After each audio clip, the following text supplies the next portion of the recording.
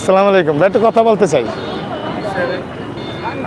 5ই আগস্টের পর থেকে ডক্টর মোহাম্মদ ইউনূস বাংলাদেশের সরকার প্রধান ছিল, কিন্তু ক্ষমতা হারানোর পরে এখন তার বিরুদ্ধে দুর্নীতির যে একটা খবর প্রচার হয়েছে, এটা আসলে আপনারা কিভাবে দেখছেন?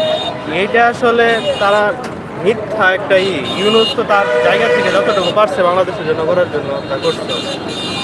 কিন্তু ইউনুসের যে নিজের কোনো স্বার্থ তা তো আর নাই। এত আন্দোলন এত ইয়ের মাঝেও যে এত কিছু করতে পারছে ইউনুস, এটা তার জন্য গর্বের বিষয়, আমাদের জন্য এটা আবার গর্বের বিষয়। আমরা জানতে চাইছি যে 5ই আগস্টের পর তো বাংলাদেশ নিজ চোখে আপনার দেখার সুযোগ হয়েছে, সেই হিসাবে ডক্টর ইউনূসের বিরুদ্ধে যে একটা অপপ্রচার, এটা আপনি বলছেন না, আমি এই তো 10 জনের মতো কথা বলছি, 2 জন ছাড়া বাদ বাকি 8 জনে আপনার মতোই মতামত দিয়েছে, কিন্তু সে জায়গার থেকে আসলে এই যে অপপ্রচারটা, সেটা আসলে মানা যায় না, আসলে মানা যায় না। হ্যাঁ? এই অপপ্রচার আসলে গুজব, পুরোটাই গুজব।